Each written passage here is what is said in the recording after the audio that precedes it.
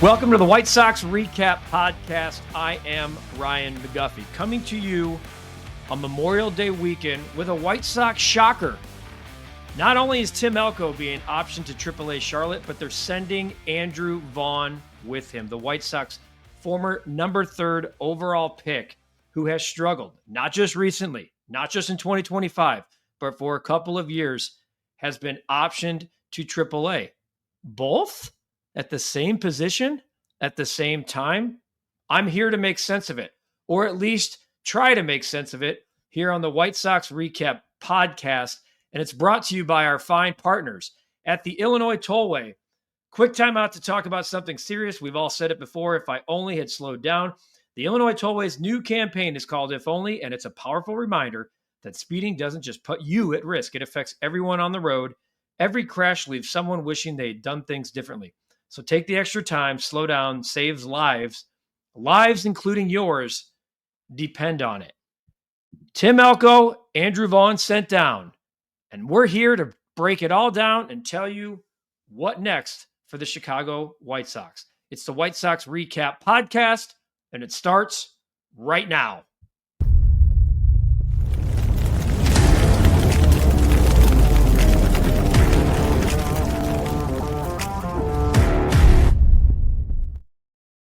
All right, Ryan McGuffey here with you with kind of breaking news on the Friday of Memorial Day weekend as we tape this. We found out, now there were rumors on Thursday that Tim Elko was already spotted in Charlotte and was going to be optioned officially on Friday because the White Sox were going to bring back Andrew Benintendi and Michael Tauchman, 2 veteran outfielders that have been on the IL at various times in the 2025 season. Neither were in the lineup for the Knights on Thursday, and it made sense. And it caused a fury and kind of some chaos within White Sox fandom about why is Tim Elko being sent down? Look at Andrew Vaughn. What's going on? Why are they continuing to have patience with Andrew Vaughn? Well, folks, we found out right before the clubhouse opened on Friday afternoon that not only had Tim Elko been sent down, but the White Sox made a huge, huge statement by also optioning Andrew Vaughn. Now, is this the end of an era? Is this the beginning of the end for Andrew Vaughn? I don't think it's the beginning of the end. What I do think this is telling you is this is a front office that is absolutely different in Chicago. This is a front office that no longer is going to give a person a roster spot or put you in the lineup every day because of who you are or where you were drafted. And I think that's a philosophical shift for the Chicago White Sox. You've heard me say here on the podcast and within the recap that things seem and appear different. Chris Getz, who sat in our recap studios on this podcast, and I told him that for 25 or 30 years, no one had done the things that he has done in the almost 2 years he's been in office. Now, a lot of you are saying, well, what the hell has Chris Getz done? They've broken the all-time record for most losses in a season. They're sitting with the same record through 50 games as they were a year ago. And what I told you is that when Chris Getz took over, this house was so fundamentally broken that it needed to go down way past the studs. It needed to go down into the foundation. It had to blow up the concrete, get the cranes out, and completely dig up the dirt and start all over again on the same land. And when you do that, you need to do things differently than have ever been done before, and you need to be allowed to do things differently. He brought in a lot of voices from the outside. And from the outside, I mean other organizations. And it's clear that the White Sox, after one failed rebuild, needed to get outside input. They needed to have other voices tell them, here's what the league is saying about you. Here's what we've seen from across the diamond. And in essence, that's kind of what was said when Pedro Grifol was hired as the manager a couple of years ago. Oh, we've been watching from across the field and we've been seeing things. Well, that was all BS. That was putting lipstick on a pig. that was a guy who wasn't even interviewed within his own organization for the job. So let's spin it forward to today. The White Sox brought in Will Venable. And look, I've said a lot, and maybe almost to an apologist point of view, that things looked, even though it's 15-35, it looks different and it feels different. It certainly feels different today as we tape this. It certainly feels different that one of the guys that the White Sox counted on, all of 189, 218, 314. That is the Andrew Vaughn slash line for 2025. He is a minus 1.6 player when you look at Baseball Reference WAR. He's not a good first baseman. So it's a double-edged sword here. If you told me this guy was Gold Glove caliber and the bat was struggling, I would be like, I mean, I'm running out of patience. I'm running out of time. This guy's played 600 plus games. I like Andrew Vaughn. I like the guy. But he is a 50 OPS player, OPS plus player. And for those of you listening, you're like, what's OPS plus? League average is 100. That means you're like a replacement level type player, okay? He is a 97 OPS plus for his career. He is a below average player below replacement level player for his career. And he's trending down. That's the problem, is that the arrow for him is pointing straight down. And today, Memorial Day weekend, where teams really start to know who they are at this point in a season. And now Memorial Day comes a little earlier in 2025. Instead of a 60-game sample, you're looking at a 50-game sample. The sample size for Andrew Vaughn is completely different. The sample size for Andrew Vaughn, you have to go back and you have to look at, and I was so sick of hearing about this about Andrew Vaughn's barrel percentage. And Andrew Vaughn's, if you look at his hard hit rate, you know what I see when I look at barrel percentage and hard hit rate leaders? I also see them atop leaderboards of batting average, of OPS plus, of home runs, of RBI. I don't see that with Andrew Vaughn. And I was getting impatient with hearing about, well, trust me, the results are coming. No, they're not. The back of his baseball card tells you otherwise. Okay. Now, I'm going to pause on Andrew Vaughn. Let's go to Tim Elko. Tim Elko has had limited opportunity. He's had 10 games, 32 plate appearances. Now, we knew that Tim Elko, for those of you who were on the Elko train, oh, you should be here pounding the pavement. I get it. 26 years old. He had an OPS above 1,000 in AAA. He was crushing it. He's in an in-between spot. He's a average plus first baseman. So he's better defensively at first base than Andrew Vaughn, I think. And I think the metrics will show you that. His bat, he looked fooled at times on off-speed pitches. He connected long. Like when a pitcher makes a mistake, Tim Elko, those were 3 very long home runs that he hit. Okay, 1 to win a game, 1 at Wrigley Field, which was nice to see, and 1 against Seattle, I believe, that gave them the lead. He's at 639 OPS. His OPS plus is like 76. It's limited. I thought we were starting to see a little bit more from Tim Elko in the last couple of games. 5 hits, 3 of which left the park. 1 was an infield single.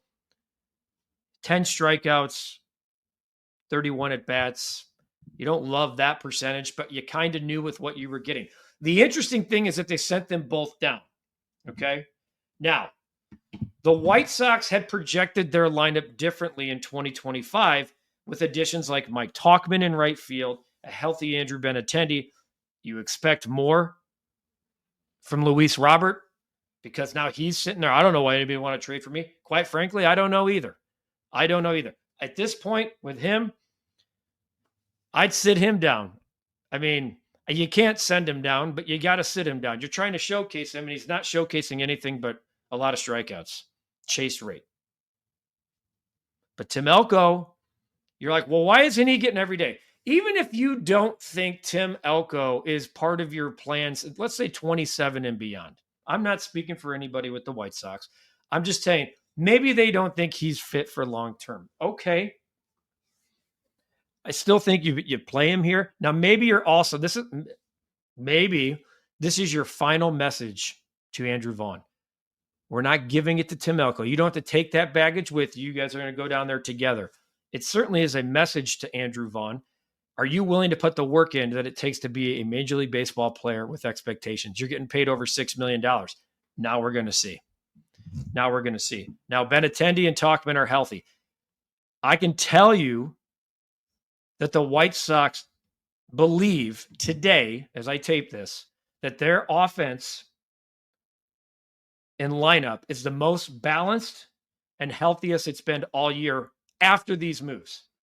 I can tell you that with a 100% certainty. That's an organizational feel right now that without Tim Elko and Andrew Vaughn here, that they are the healthiest and most balanced lineup that they've had all year. And they expect the defense to actually improve.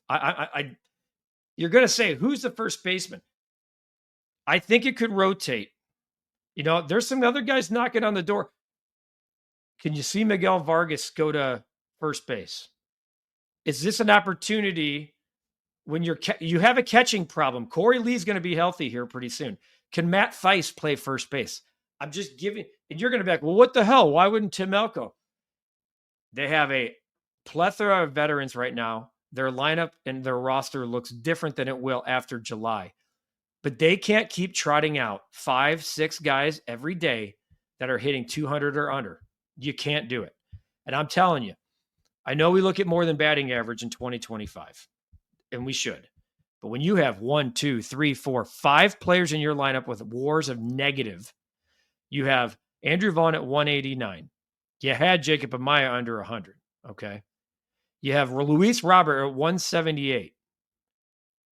You have even your bench. Josh Rojas is struggling. He's hitting 143. Michael A. Taylor, 194. Elko, we know, is hitting 161. You can't keep trotting this out there and expecting they can't offensively continue this. Now, is this an indictment on Tim Elko? I don't think so. Tim Elko came up here, had some short-term success. I know the White Sox expect both Elko and Andrew Vaughn to be back in 2025. Okay. Now think about their depth. Their depth just changed a little bit too, because you have those two guys in the minor leagues. I've talked about their cupboard being bare for a long time. It's still, there's cans in the cupboard. Are they like screaming at you, oh, feed me? No. But their depth with the health, assuming health here, their depth changes with these roster moves. Tim Elko will be back. And I think Tim Elko goes to Charlotte with a little bit more positive taste than certainly Andrew Vaughn does. And maybe at the end of the day, I think it's fair to say this is an indictment on Andrew Vaughn. He's had look at his career. Look at the back of the card. It's not good. You earn your spot. And that's, to me, the front office is sending a message. And it's the first time I can remember in a long time that it looks and feels different to me than it's felt in the past. Does that equate wins and losses? In the short term, no. In the long term, I do think it's a message to even guys like Luis Robert and other veterans like, holy hell, this guy was a Golden Spikes winner, and they drafted him, and they sent him to AAA, and they're paying him $6 million a year. That's what I believe, folks. We had to do a podcast on this topic. So I want to, and we're talking about what feels different. And I a week ago, I got an opportunity to ask, I wanted to play this soundbite, because when you get done, like even the other day against Seattle in the rubber match, it was I don't call it a good loss because your bullpen's not good. You're trying to figure out who your bullpen is, and you just don't really know. But the fact that they battled and Elko homered and they took the lead and they gave it back, good loss because of what you were seeing. What you're seeing from you're seeing stuff. You're seeing tangible stuff. Chase Mydroth is a baseball player. I can't remember the last time a White Sox had a baseball player like Chase Mydroth, to be honest with you. He almost, other than Shane Smith, he is your war leader position player-wise. Miguel Vargas is taking steps, the reigning American League Player of the Week. Edgar Caro might be your second best all-around hitter. These guys look polished. Edgar Caro's 22. I want to play this clip from a question I asked Chris Getz, and then we'll put a bow on this edition. But this is the stuff that feels different about the White Sox when you look at box scores, even in a loss with the Chicago White Sox in 2025. You look at the other night in Cincinnati, and not to single out some of the other guys, but Chase, Miguel, Edgar combined for 6 hits, 5 RBIs. Jonathan goes 6 scoreless. Those are the things, the tangible things that you're starting to see day in and day out, right? No, that's right. Edgar's been, he went through a stretch of, he got hot and then went through a stretch of not having as productive at bats, but he made quick adjustments. He's been overall pretty consistent. Very impressed with him calling games. Something it's tough to get a read on. You don't know how a young player is going to take to the major league level, considering what goes into that position and the expectations. So that's been impressive. But it's becoming a longer list of positives, and that's what we're going to continue to focus on, and find different areas along the way to improve.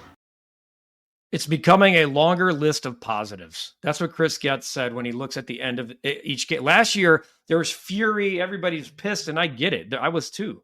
Because you look around here, what's behind these guys? Nothing. And now there are at least things you can hang on to. And be like, I love the way they're preparing. I love the way that dude plays.